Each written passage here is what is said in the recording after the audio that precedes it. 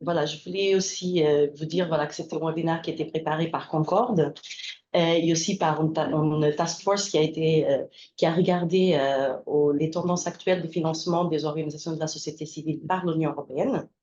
Et donc, voilà, aujourd'hui, je suis ici au nom de Concorde. Je m'appelle Candida, je travaille pour Save the Children. Et avec moi, il y a Jacques, qui travaille pour ICRC, pardon. Bonjour à tous, pour IRC, oui. IRC, pardon, IRC, International Rescue Committee. Et donc, voilà, on a le plaisir d'être là avec vous pour partager quelques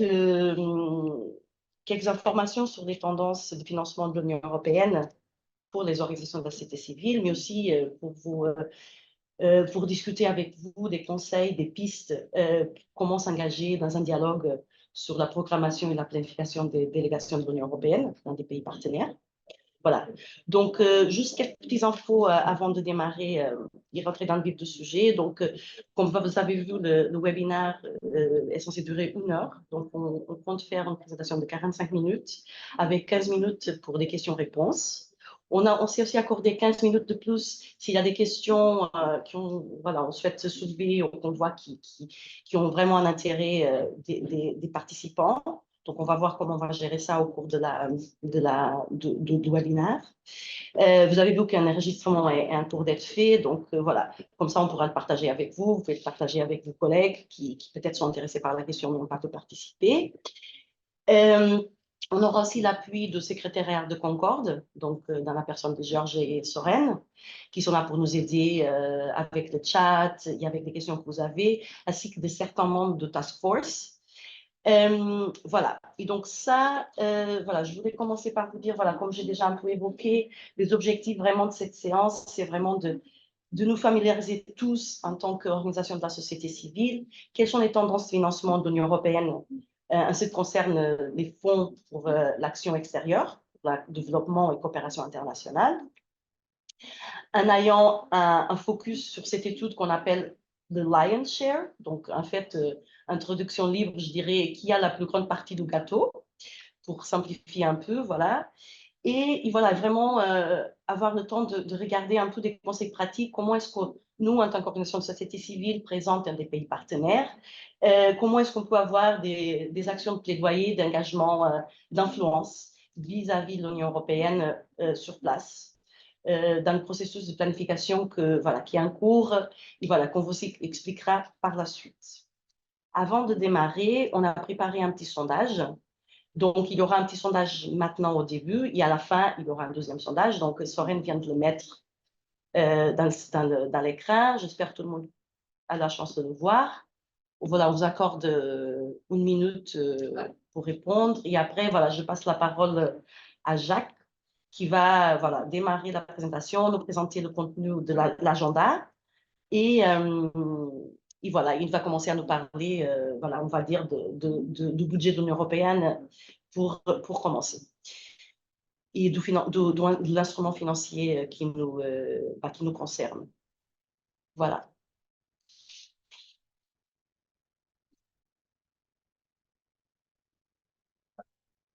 On peut attendre peut-être 30 secondes.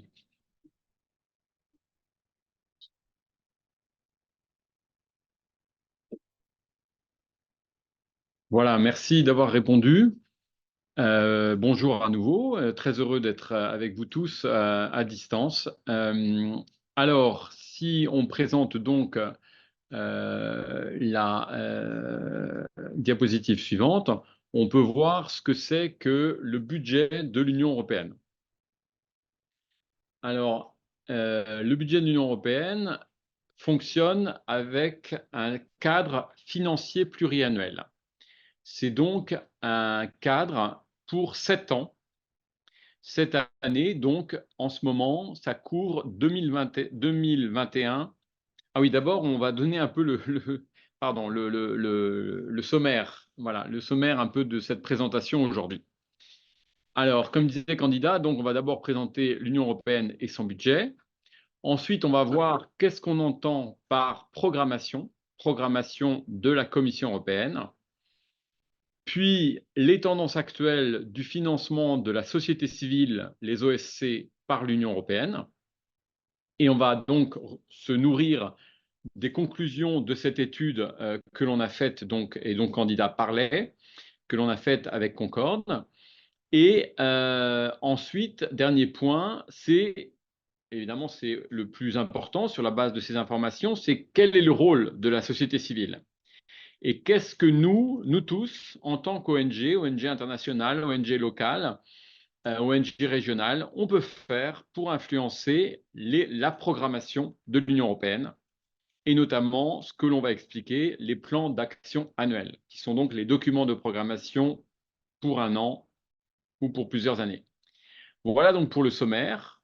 On peut passer maintenant donc à la première partie, qui est sur l'Union européenne et son budget. Donc, comme vous voyez, ce cadre financier pluriannuel définit donc le budget de l'Union européenne pour 7 ans. Comme je disais, ça couvre pour l'instant 2021-2027. Et dans ce budget, il y a évidemment plusieurs rubriques. En particulier, celle qui nous intéresse plus, c'est la rubrique numéro 6, qui représente à peu près 10% du budget total de l'Union européenne et qui est consacrée à la coopération extérieure, à tout ce qui est extérieur à l'Union européenne, avec les pays tiers. Donc, ça comprend notamment le financement de l'action humanitaire de la Commission européenne, mais aujourd'hui, on ne va pas en parler, mais c'est juste pour que ce soit bien clair dans notre esprit, et aussi donc le financement, le budget pour la coopération internationale, et en particulier ce qu'on appelle un instrument, donc un instrument qui est le seul instrument aujourd'hui. Vous avez peut-être entendu parler avant 2021, il y avait plusieurs instruments de financement. Là, il y en a un seul, tout a été rassemblé, et il s'appelle l'instrument de voisinage pour les pays voisins de l'Union européenne, de développement et de coopération internationale. Voilà, donc vous voyez qu'il représente à peu près, donc on a dit 10% de la totalité. Et dans ces 10%, l'essentiel concerne donc le fameux NDICI. C'est le nom que l'on utilise pour cet instrument, NDICI Global Europe, NDICI Europe Global.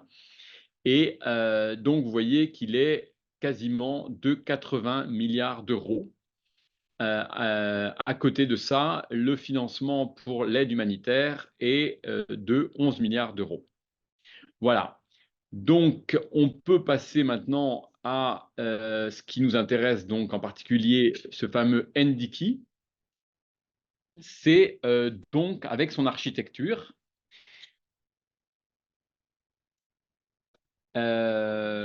Voilà, la diapositive va arriver. Pardon, excusez-moi. Et c'est donc cette architecture, on voit qu'elle a 3 grands piliers. Donc, vous voyez, c'est ces 80 milliards d'euros. Alors, 80 milliards pour 7 ans et pour tous les pays partenaires. Donc, Amérique latine, Afrique subsaharienne, Asie et pays du Moyen-Orient. Donc, c'est quand même, évidemment, toutes thématiques confondues. Alors, on va voir dans le détail. Dans le détail, on a donc ce qu'on appelle les programmes géographiques. Les programmes géographiques, ils concernent quoi? Ils sont axés par région et par pays. Donc là, on a le voisinage, on a l'Afrique subsaharienne, on a l'Asie et Pacifique et on a Amérique et Caraïbes. Et c'est déjà l'essentiel de ce NDICI. C'est 75%, 75% qui concerne donc le géographique. À côté de ça, on a le deuxième pilier au milieu, c'est ce qu'on appelle le pilier thématique. Alors, par thématique, eh bien, ce sont des programmes donc, de financement, programmes thématiques, qui adressent des secteurs particuliers. Et vous voyez que tout compris, ils ont un moins gros financement de plus de 6 milliards d'euros. Et là, on a des programmes que vous connaissez certainement déjà, qui sont notamment droits humains et démocratie, qui sont organisation de la société civile. Ces deux-là, droits humains et démocratie et organisation de la société civile sont bien connus parce que normalement, ils doivent financer quasi exclusivement des organisations de la société civile. Et tous les deux réunis, ils représentent à peu près 3% du NDKI. Voilà. Et puis ensuite, on a un autre programme thématique qui s'appelle Stabilité et paix. Et enfin, un autre qui peut aussi financer la société civile. Et enfin, les défis mondiaux. Troisième pilier à droite, la réponse rapide, 3 milliards d'euros. Et là, il s'agit de répondre aux crises et prévenir les conflits. Il s'agit d'adresser la résilience et les liens entre humanitaire et développement, et aussi financer parfois certaines choses liées à la politique étrangère de l'Union européenne.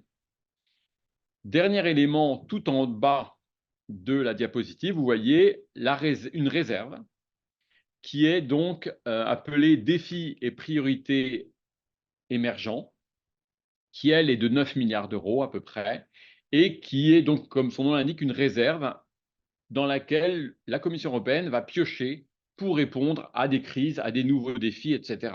Et elle a déjà pas mal pioché dedans, par exemple, pour répondre à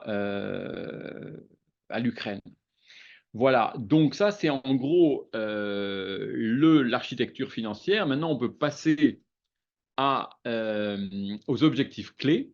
Alors ça, c'est important aussi parce que, évidemment, ce sont des pourcentages que la Commission européenne s'est donné pour ces 7 ans en cours et qu'elle doit atteindre. Alors, qu'est-ce que sont ces pourcentages? Vous voyez, 20% doit être, au moins 20% des fonds de l'aide publique au développement doit servir à l'inclusion sociale et le développement humain, y compris les services sociaux de base.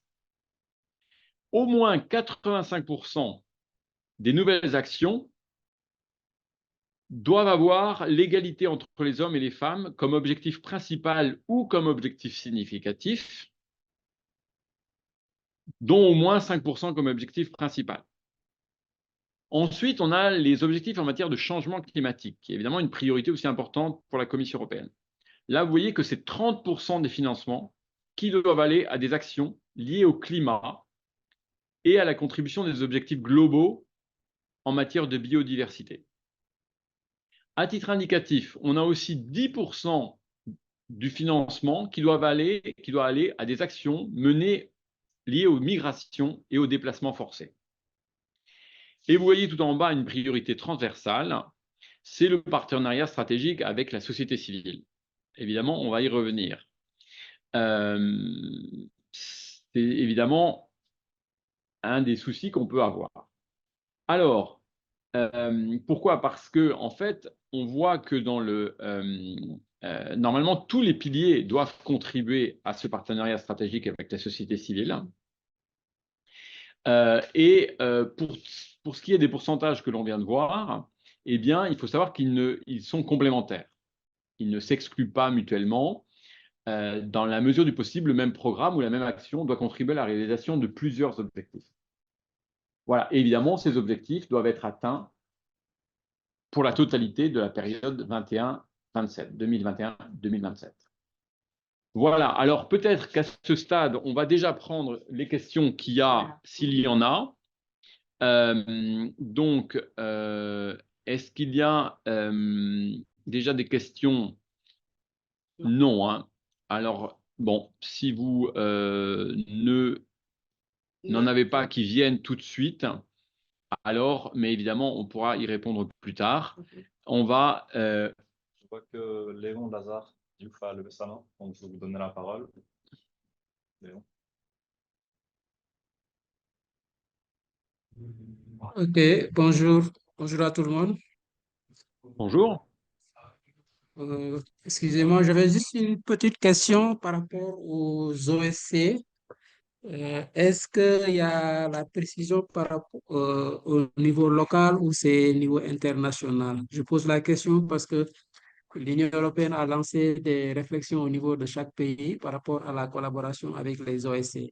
Et ce qu'on a remarqué, c'est on a l'impression que c'est une priorité aux OSC locales. Maintenant, après, en tant qu'ONG internationale, on se questionne sur notre positionnement. Donc, c'est ça ma question quoi, par rapport à cet partenariat stratégique avec les OSC? Merci. Bon, merci, oui. Merci Soren. Oui, merci pour cette question. Alors, tel que c'est présenté, à ma compréhension, on ne précise pas. Ce partenariat stratégique, c'est vraiment avec la société civile en général. Donc, il n'y a pas de distinction entre les ONG internationales et les ONG locales. Maintenant, dans la pratique, il y a en effet un effort qui est fait par la Direction générale des partenariats internationaux et la Direction générale pour le voisinage de faire justement de plus en plus de soutien à la société civile locale, en particulier à travers des subventions en cascade. Donc on verra ça un peu plus en détail tout à l'heure. Mais l'idée, en effet, c'est pour les ONG locales, soit d'aller en consortium avec des ONG internationales, soit de bénéficier, dans un contrat de subvention donné à une ONG internationale, de subventions en cascade qui sont donc prévues dès la proposition donnée par l'ONG internationale. Voilà, je ne sais pas si d'autres collègues veulent compléter sur ce point. Voilà, donc on va y revenir un peu plus dans le détail tout à l'heure. Alors, merci Jacques. J'ai aussi des questions dans le chat. Donc, on a une question de Victoria concernant l'aide humanitaire. Donc, j'ai compris que 11 milliards d'euros de la rubrique 6, ils sont consacrés en dehors du NDK. Donc, il y a aussi la partie réponse rapide, la partie réserve du NDK qui servent aussi à financer de l'aide humanitaire. Si quelqu'un souhaite répondre. Alors, c'est une bonne remarque. Cela dit, l'aide humanitaire pure, c'est vraiment les 11 milliards d'euros de la rubrique 6. Après, ce qu'il y a en effet dans la réponse rapide, la réserve du NDK, non. Ce n'est pas de l'aide humanitaire, ça c'est sûr. Le coussin, comme on l'appelle, donc ce qui était en bas de la diapositive, ça c'est vraiment pour répondre aux crises. Mais répondre aux crises, si on peut dire, sous un angle aide au développement.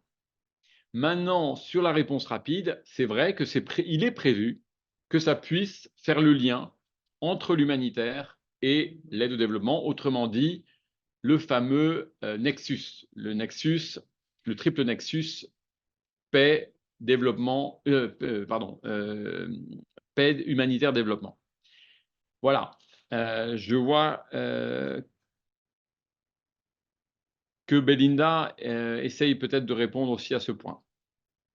Donc, on peut peut-être Par prendre écrit. une dernière question avant de passer à la partie suivante. Donc, une question de Kenza Daldou. Donc, pour savoir comment l'UE calcule la contribution des projets de financement à chaque objectif clé. Est-ce qu'ils ont une grille d'analyse ou des indicateurs spécifiques?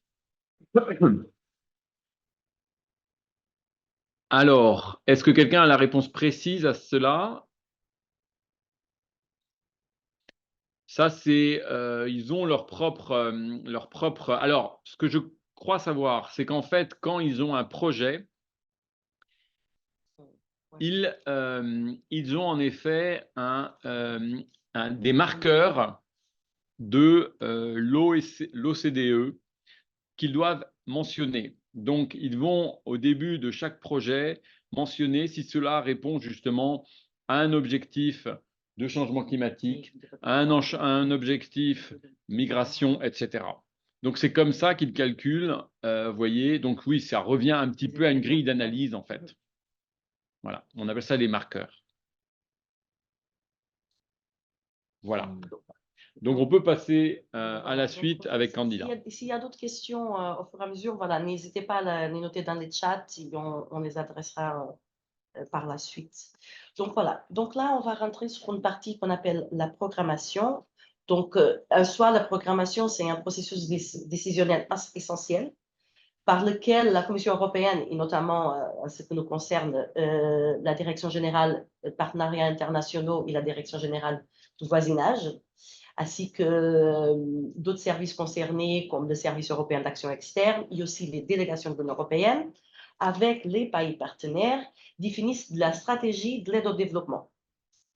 les priorités et les affectations de fonds. Donc, cela ressemble un peu comme ça. Donc, Jacques nous a parlé de cadre financier pluriannuel. Donc, à ce moment, on est sur le cadre financier pluriannuel 21-27. Dans le chapitre 6, on retrouve l'instrument qui finance le voisinage, le développement et la coopération internationale. Et sur cette base, la programmation est faite. Donc, la programmation est faite dans des documents qu'on appelle documents stratégiques, documents qui s'appellent programmes indicatifs pluriannuels. Donc, c'est vraiment des stratégies à long terme qui ont fait dans des pays partenaires, dans des régions. Voilà, Jacques nous a montré qu'on a expliqué l'NDICI, voilà, les régions du globe que ça couvre, et aussi les thématiques. Ces documents définissent des choses comme quels sont des domaines prioritaires sur lesquels l'Union européenne va s'investir dans certains pays, ou certaines régions, certaines thématiques, les objectifs spécifiques, les résultats attendus, les indicateurs de performance, ainsi que des dotations financières indicatives. Voilà. Ces documents ont duré de 7 ans, comme vous avez vu, donc ça suit le cycle financier, avec une révision à mi-parcours. Donc, les révisions sont passées ces derniers mois, on va dire. Et donc, dans les programmes indicatifs pluriannuels, on retrouve aussi quelles sont les mesures que l'Union européenne compte fournir, on va dire, pour travailler avec la société civile. Quel est l'engagement qu'il y en a dans les pays partenaires, dans les régions avec les sociétés civiles. Tous les programmes indicatifs pluriannuels, c'est des documents publics et donc sont publiés sur un site de INTPA, de NIR aussi, mais d'INTPA. Donc, je demande aux collègues de mettre le lien sur le chat si ce n'est pas encore fait. Et donc, suite à cela, délégation de l'Union européenne, parce que c'est ça qu'on s'occupe aujourd'hui, c'est vraiment de la programmation dans des pays partenaires, procède à des planifications annuelles. En général, c'est des planifications annuelles. Des fois, ça peut être pluriannuel. Donc, on aura des plans d'action annuels qui sont constitués par des documents d'action qui vont décrire quelles sont les actions que l'Union européenne finance sur la période à venir. Donc, on a des plans d'action annuels, 21, 22, 23, et maintenant 24, 25, et ainsi de suite. Et donc, là, c'est vraiment des actions concrètes qui déclinent la stratégie, donc les programmes indicatifs pluriannuels, qui étaient définis en début de cycle. Dans ces programmes indicatifs, dans ces plans d'action annuels, excusez-moi, on va retrouver, voilà, c'est un document très structuré qui a plusieurs sections. Et voilà, c'est vraiment, voilà, il y a un résumé qui reprend un petit peu tout ce qui est dans ce document d'action, avec les raisons pourquoi est-ce qu'on finance une action dans un certain secteur, avec la description d'action qui va contenir des choses comme les objectifs, les résultats. Et aussi, extrêmement important pour le sujet qui nous occupe aujourd'hui, parce qu'on regarde les tendances de financement de l'Union européenne vis-à-vis des organisations de la société civile, c'est les modalités de mise en œuvre. Donc, et vous savez, dans les modalités de mise en œuvre, grosso modo, on peut avoir deux formes, deux modalités de mise en œuvre.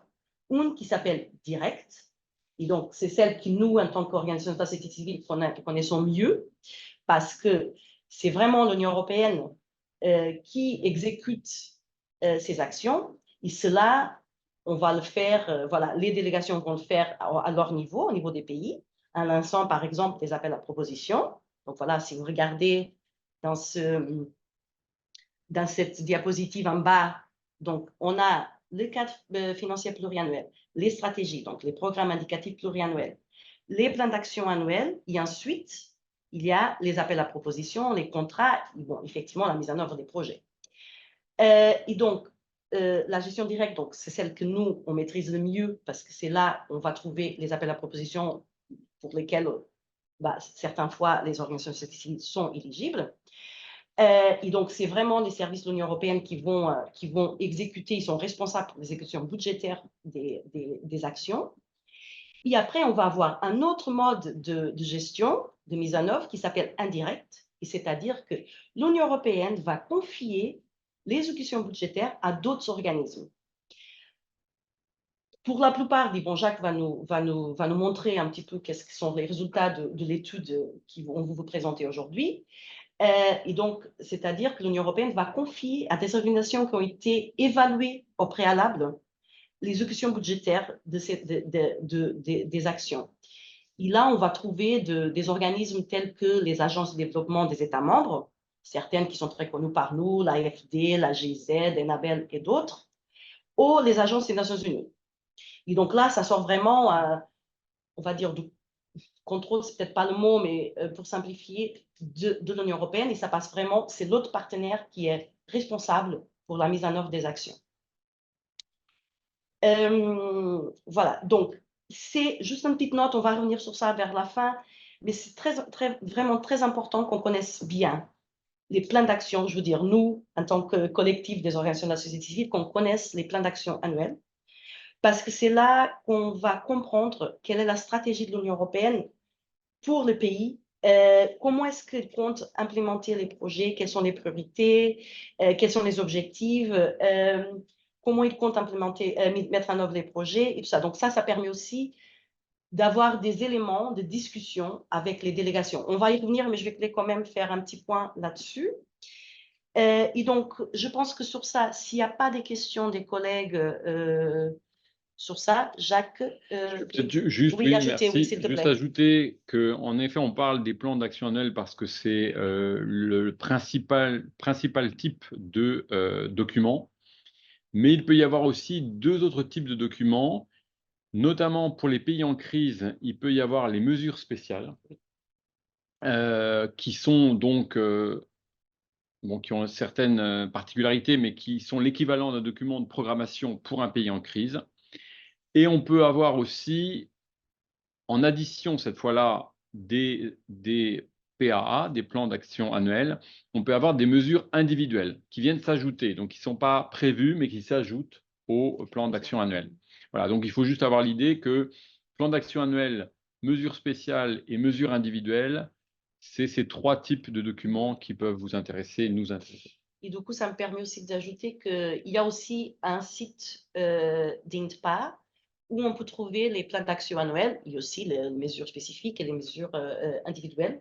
Donc, je pense que les collègues du secrétariat aussi vont ajouter ça, ou c'est déjà quelque part d'autre. C'est déjà okay. dans...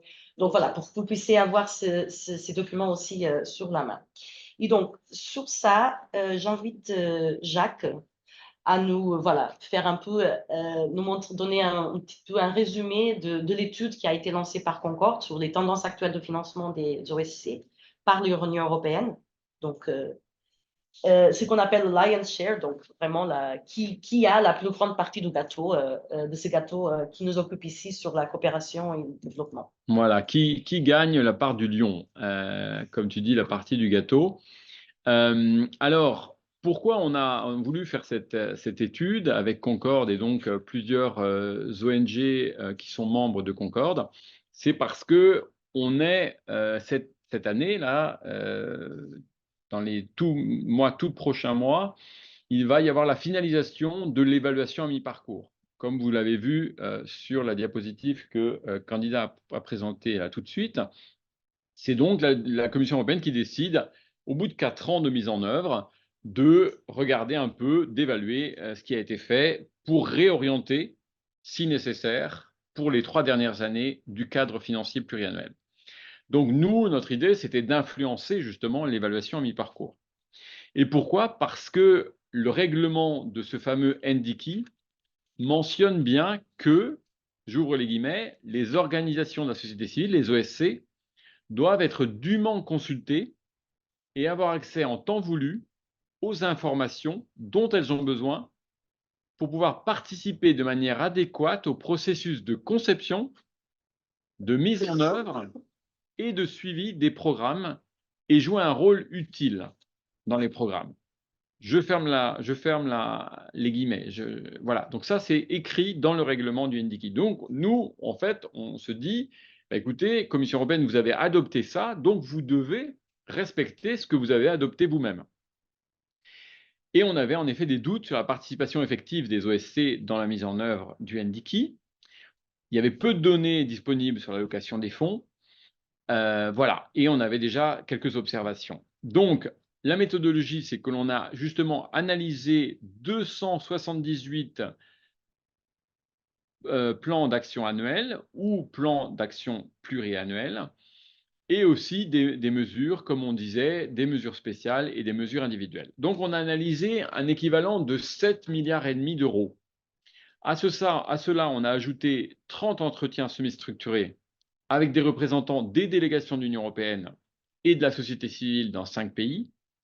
Et on a aussi ajouté des consultations des membres de Concorde.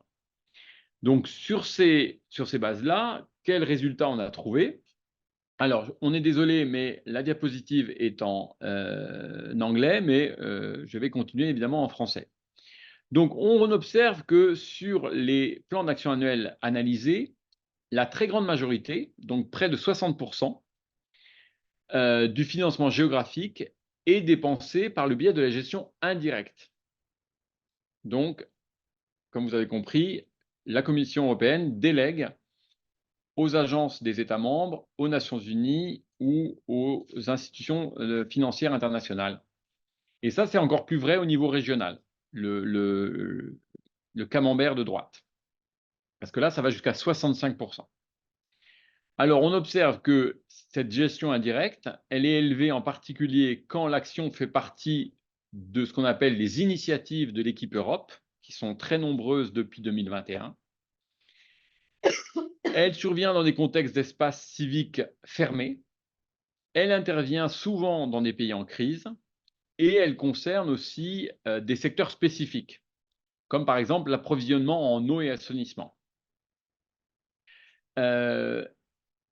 Alors, dans le cadre de la gestion indirecte, c'est vrai, et d'ailleurs la Commission nous répond ça, que la société civile, les ONG, peuvent toujours bénéficier de subventions secondaires, de subventions données par justement les agences des États membres, par exemple, l'AFD, Enabel, la GIZ. Sauf que le problème, c'est que le choix de financement de ces entités, eh bien, ce n'est pas vraiment visible.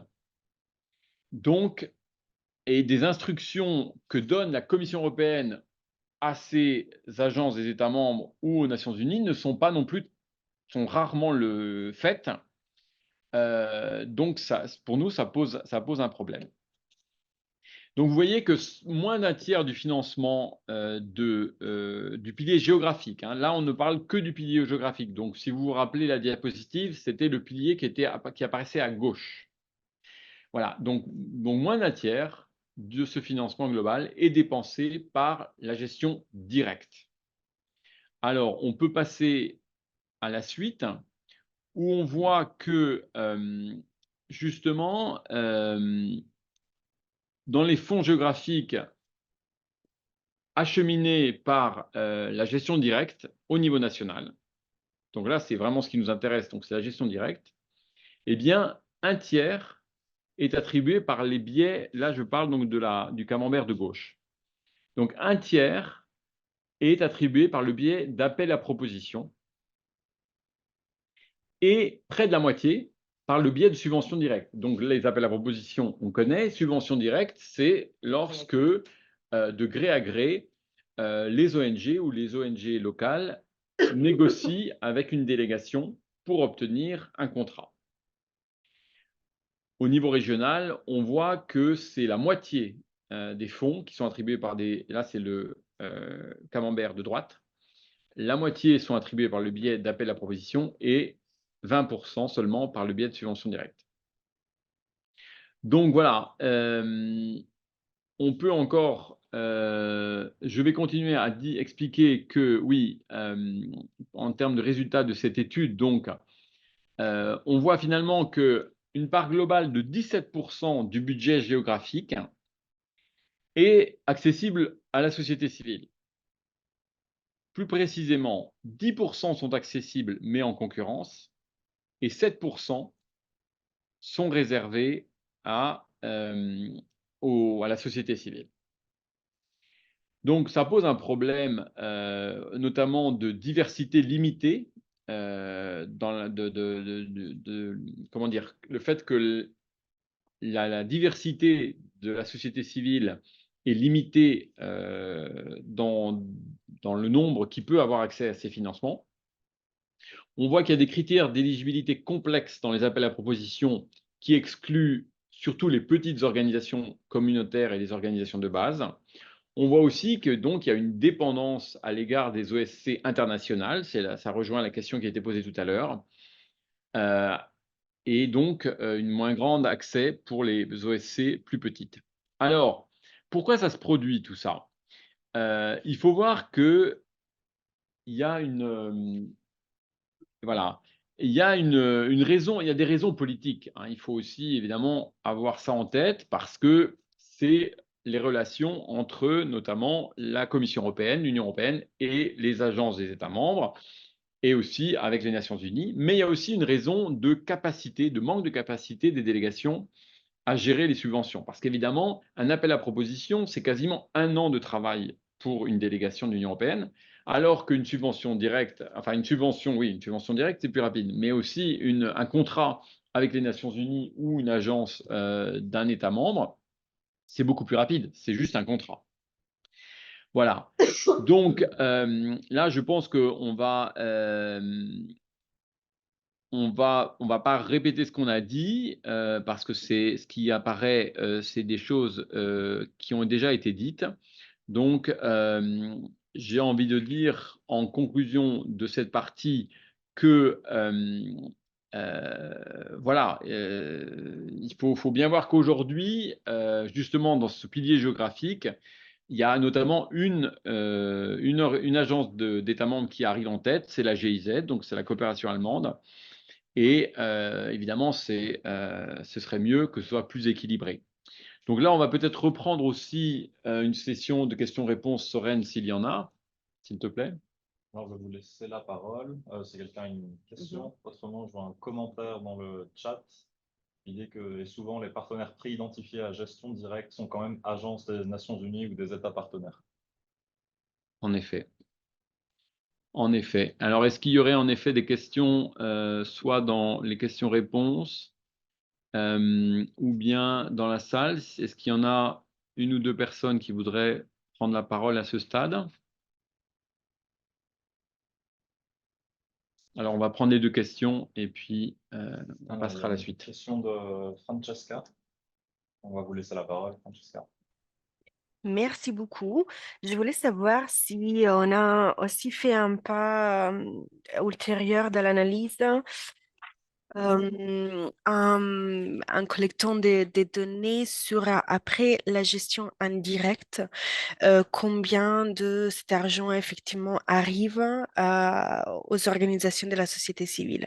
C'est-à-dire que oui, on a le donné sur le fait que le 60% est à gestion indirecte, mais est-ce qu'on a essayé d'investiguer aussi si effectivement dans leur gestion indirecte, les agences UN, plutôt que de développement, plutôt que les États partenaires impliquent les organisations de la société civile et aussi au niveau qualitatif, serait très intéressant de savoir qu'est-ce qu'ils pensent les organisations engagées. Voilà, merci.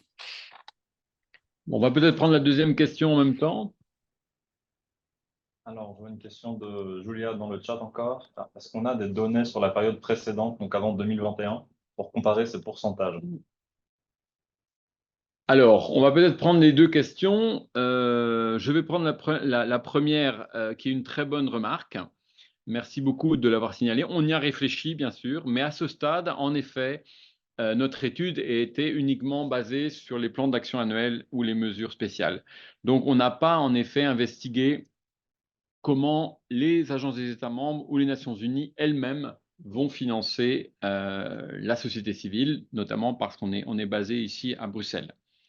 Sur la deuxième question, il me semble, qui aurait la réponse? Est-ce qu'on a des données qui puissent comparer par rapport à la période précédente? Non, hein, on n'avait pas fait cette étude-là la dernière fois sur le cadre financier pluriannuel précédent. Belinda. Bonjour à tous. Donc, pour compléter la première réponse, en fait, on ne peut pas, dans les documents disponibles publiquement, donc les plans d'action annuels ne comportent pas ces informations. Et donc, dans l'étude, l'une des conclusions que je pense qu'on va présenter après, c'est qu'il y a très peu de visibilité par rapport à ce qui arrive avec cet argent. Et c'est l'une de nos demandes à INPA, de plus de transparence, parce que justement, ces entités ne sont pas dans l'obligation d'indiquer ou de fournir des détails où va exactement l'argent. Et INPA nous a confirmé hier, n'est-ce pas, Georgia, qu'ils ne le savent pas. Donc, et en plus, bon, on considère que ce n'est pas notre travail. De nous mener l'enquête, on n'aurait pas les données. Ils ont accès à plus de données que nous. Et ils ne peuvent pas fournir ces détails. Merci Belinda. Alors j'ai une autre main levée de Monsieur Victor Sabiti, donc je vais vous laisser la parole.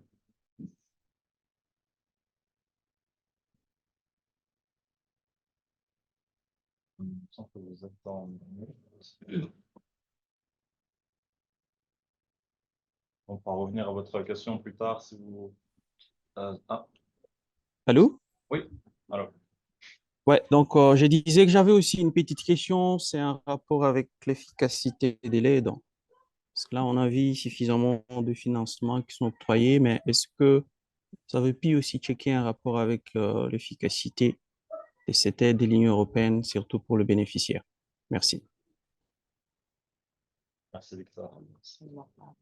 Est-ce que quelqu'un souhaiterait répondre à cette question? En fait, pour l'instant, ce qu'on a fait avec cette étude, c'est vraiment, comme disait Jacques, de regarder, de prendre un certain nombre de plans d'action, de les analyser et de voir quelle partie de budget, dans la section de modalités de mise en œuvre, quelle partie était gérée directement par l'Union européenne et donc potentiellement les OSC sont éligibles, et quelle partie va directement à des entités évaluées sur la base des piliers.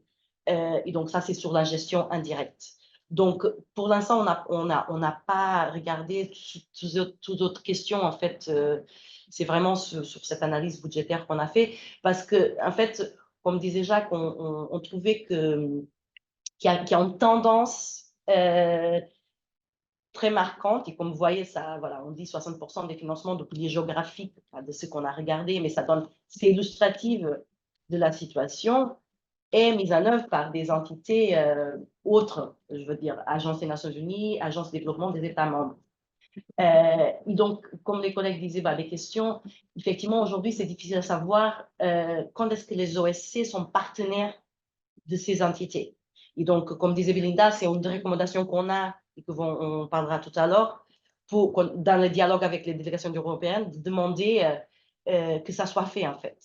Que, voilà, pour respecter les engagements de l'Union européenne vis-à-vis la société civile, sachant aussi que la société civile, nous tous, on est mieux positionnés au plus proche des populations, en connaissant les contextes, en ayant accès aux différentes zones, en connaissant bien la réalité des contextes dans lesquels on travaille, que ça serait important en fait de forcer la main, on va dire, entre guillemets, aux organismes tels que les Nations Unies ou les agences de développement des États membres, de travailler directement avec les OSC. Oui, voilà, je ne sais pas si ça répond à la question, mais voilà, je voulais quand même ajouter ça. Je propose qu'on avance parce que très bien. normalement, il reste un quart d'heure. Et il y a une réponse encore dans les questions et réponses, mais Georgia est en train de répondre. Merci. Très bien. Donc, en fait, voilà, maintenant, on passe sur voilà, c'est la dernière section de la présentation. Mais voilà, on vous a présenté on a établi cette photo, on va dire. Et donc, maintenant, c'est vraiment sur des pistes concrètes de comment est-ce qu'on peut s'engager pour influencer les futurs plans d'action annuels par pays. Donc, quel est notre rôle en tant qu'organisation de la société civile présente dans les pays, en tant que partenaire de l'Union européenne, pour s'engager dans ces exercices de planification que, comme on avait expliqué, ça se fait annuellement. Donc, avant de rentrer vraiment sur la partie pratico-pratique, voilà, on va juste montrer rapidement un schéma de comment organiser une délégation de l'Union européenne. Donc, des fois, elles sont un peu, voilà, des fois, elles sont plus petites, plus grandes, voilà, avec plus ou moins de staff. Mais en général, voilà, une délégation type est comme celle que vous voyez dans la diapositive, avec un ambassadeur qui est le chef de la délégation, et avec voilà, la section de coopération qui est très important pour nous, parce que c'est avec eux, c'est notre point d'entrée à la délégation. Il y a un chef de coopération, et donc ça, c'est vraiment la personne qui est responsable pour tous les programmes de coopération dans les pays. Donc, c'est vraiment le meilleur point d'entrée. Et après, évidemment, il y a les points focaux. Attendez, il manque une partie de là. Oui, voilà. Il y a les points focaux sur des questions de droits humains, sur la question des sociétés civiles, de genre, mais aussi des collègues qui sont responsables pour l'agriculture, le développement rural. Donc, voilà, des thématiques qui sont traitées dans chaque pays et qui sont prioritaires pour la délégation. Donc, en fait, le conseil, c'est vraiment, si vous avez déjà de contacts avec l'Union européenne, parce que vous avez des contrats ou tout ça, c'est bien d'utiliser ces contacts. Mais sinon, vraiment, il faut aller vraiment diriger, on va dire, la communication au chef de coopération. C'est un bon point d'entrée parce que c'est une personne qui a un overview et qui va activer ses collègues selon le sujet sur lequel on veut parler. Donc, cela dit, il faut aussi savoir qu'il y a un site que je demande aussi aux collègues si ce n'est pas encore fait, de l'Union européenne qui permet de voir toutes les délégations. Voilà, avec la structure, il y a aussi, s'il n'y a pas d'email, il y a le numéro de téléphone sur lesquels on peut appeler pour demander le contact. Chaque délégation, en général, a un site web, plus ou moins un jour, mais qui permet aussi de voir les choses qui sont faites. Voilà, ça permet aussi de préparer les réunions. Donc, je vous conseille aussi de regarder ça. Je demanderai aux collègues de mettre les liens sur le chat. Alors, si on passe vraiment à qu'est-ce qu'on fait, en fait. Donc, vous avez vu, la photo, elle n'est pas très bonne pour nous, on va dire, pour les ESC. On voit qu'il y a une tendance pour un certain nombre de raisons liées, par exemple, aux ressources humaines, au manque de ressources humaines des délégations, parmi d'autres, voilà, des raisons géopolitiques aussi qui font que la plupart des financements de l'Union européenne pour la coopération internationale et le développement passent par la gestion indirecte. Donc, pour cela, il faut vraiment que nous, en tant qu'organisation de la société civile, qu'on essaye d'influencer un maximum les planifications des délégations. Donc, on estime qu'une bonne manière de commencer le dialogue avec l'Union européenne, si ce n'est pas encore fait, c'est de partager ce rapport avec la délégation, demander un rendez-vous pour en discuter des résultats. Si vous avez aussi des autres études que vous faites dans le cadre de votre travail, des évaluations des besoins, de capitalisation, des bonnes pratiques sur des thématiques qui vous semblent importantes et qui sont en lien avec la stratégie de l'Union européenne, aussi partagez-les. Parce que la délégation, en général, les collègues sont assez ouverts pour recevoir des informations, on va dire des gens qui sont présents sur le terrain pour pouvoir planifier. Donc ça, c'est toujours important à faire. Aussi, de demander à la délégation s'il planifie de faire des consultations avec les organisations de la société civile. Voilà, de toutes les occasions, si vous participez en session d'information sur un appel à proposition, c'est toujours une occasion de demander, voilà, on sait qu'il y a des plans d'action qui doivent définir annuellement. Est-ce que vous planifiez de faire des consultations? Quand, voilà, ici, si ce n'est pas prévu, demander de le faire, parce qu'ils sont dans l'obligation de le faire. Et donc, ça, c'est un bon moment pour demander, voilà, si vous avez des contacts aussi, des points focaux avec lesquels vous travaillez sur certains projets, aussi, c'est une bonne occasion. Voilà, c'est aussi important peut-être de les contacter, de demander, voilà, on a entendu parler de ça, quand est-ce qu'on pourrait se voir, vous savez s'il y a des choses planifiées. Très importante aussi, c'est de s'organiser et en fait de créer des alliances. Ici, ce n'est pas vraiment de présenter des organisations, le travail de chaque organisation individuellement, c'est la société civile en tant que mouvement, de voilà, défendre les priorités qui sont importantes et que nous, on voit qui ont le mérite ou qui a le besoin d'être financés, de vraiment les apporter à l'attention de la délégation. Donc, contactez des autres OSC avec lesquels vous travaillez. S'il y a des plateformes des ONG nationales, internationales, les deux dans les pays, mobilisez-vous ensemble pour assurer aussi qu'il y a une... Voilà, ensemble, on est plus fort. Voilà, et donc ça permet aussi d'amplifier notre voix et voilà, d'avoir aussi une cohérence dans le plaidoyer. Donc ça, c'est aussi important.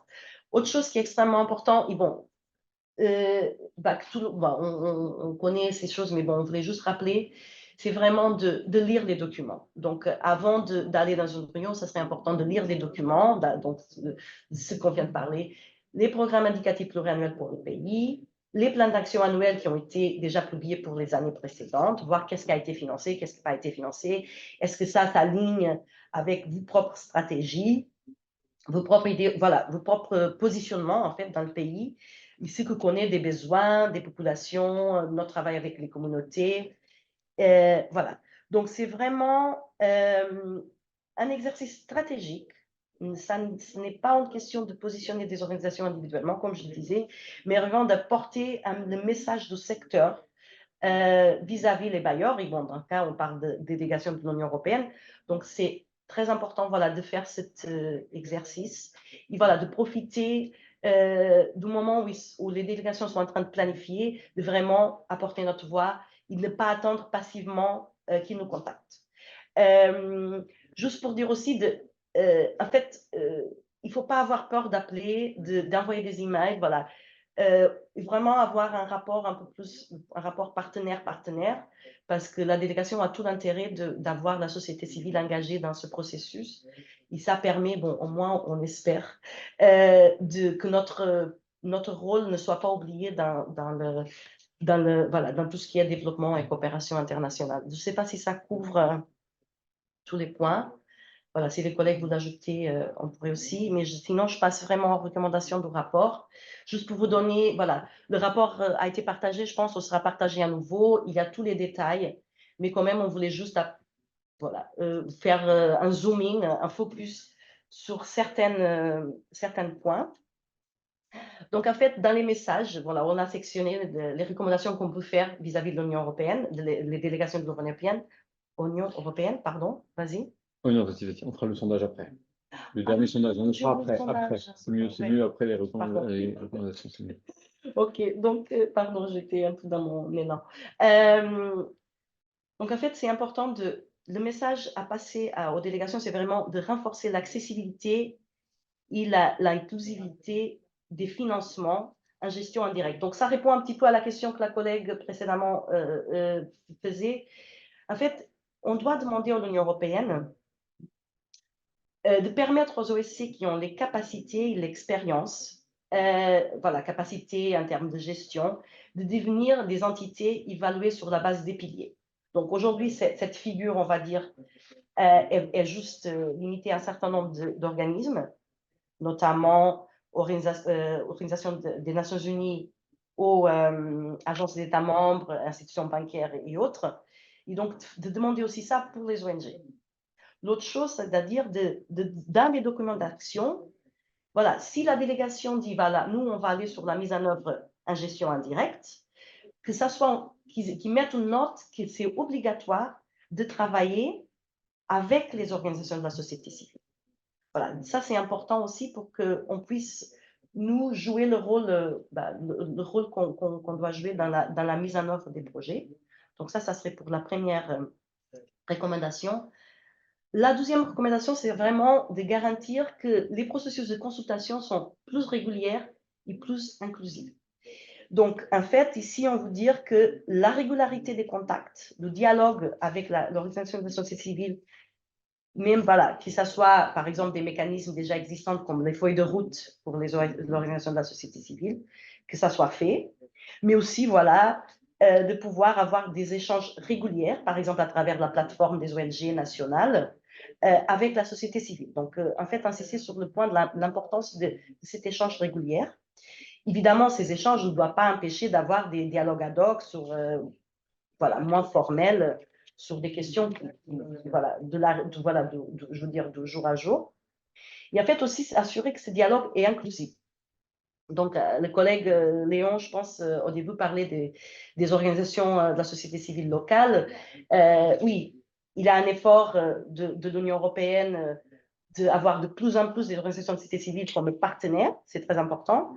Et donc, voilà, de renforcer l'idée de que tous les OSC doivent être représentés dans sa diversité, dans les cadres de dialogue. Après, une autre recommandation, c'est vraiment d'avoir un cadre de coopération à long terme pour les OSC. Donc, en fait, faciliter l'obtention de subventions pour de deuxième, troisième phase de projet.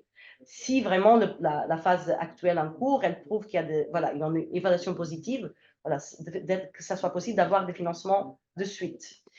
Et voilà, d'avoir aussi une possibilité d'avoir des financements qui soient pour l'âge dans le temps. On sait que notre travail est un travail à long terme. Des fois, voilà, les 3 ans qu'on a pour mettre en œuvre des projets, c'est assez court. Et donc, vraiment, de faire un plaidoyer pour que les subventions soient aussi plus longues, pour permettre un travail plus conséquent. Voilà, et sur ça, je laisse la parole à Jacques sur les dernières recommandations. Oui, donc voilà, les dernières recommandations ont trait au fait d'améliorer l'accès des organisations de la société civile aux appels à propositions. Donc nous, ce qu'on souhaiterait en effet, c'est qu'il y ait plus d'appels à propositions que l'on appelle restreints, c'est-à-dire qu'ils exigent la soumission d'une concept note, d'une note succincte, dans un premier temps, puis d'une proposition complète dans un deuxième temps.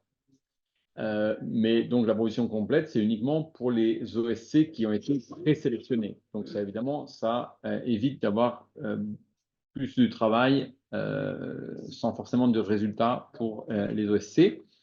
Demander aussi que les appels et la soumission, les appels à propositions et la soumission des propositions se fassent au moins dans les 4 langues du manuel de procédure, du PRAG, donc notamment le français. Prévoir aussi des sessions d'information, bon ça en général il y en a, et des formations obligatoires sur OPSIS, ça c'est pas toujours le cas. OPSIS c'est la base de données sur laquelle justement qu'utilise la Commission européenne pour ça. Dernière recommandation, et on va arriver à la fin de cette formation, mais encore une fois, on peut rester un quart d'heure de plus si vous avez encore des questions et réponses. Donc, c'est l'idée d'augmenter le soutien financier direct et simplifié aux organisations de la société civile locale et soutenir donc que la Commission européenne soutienne une société civile plus large dans les pays partenaires, plus diversifiée. Donc, là, qu'est-ce qu'on a? On a la simplification des critères d'éligibilité et de conformité. On sait que c'est toujours une question et parfois un casse-tête. La suppression des exigences de cofinancement, notamment pour les OSC locales, évidemment, parce que c'est compliqué de cofinancer.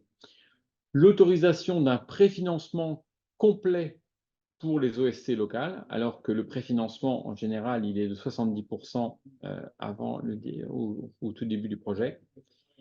Et l'encouragement, évidemment, de l'utilisation des subventions en cascade, justement permettre, comme on disait tout à l'heure, que les ONG internationales puissent subventionner, dans un deuxième temps, dans le cadre du projet, les OSC locales.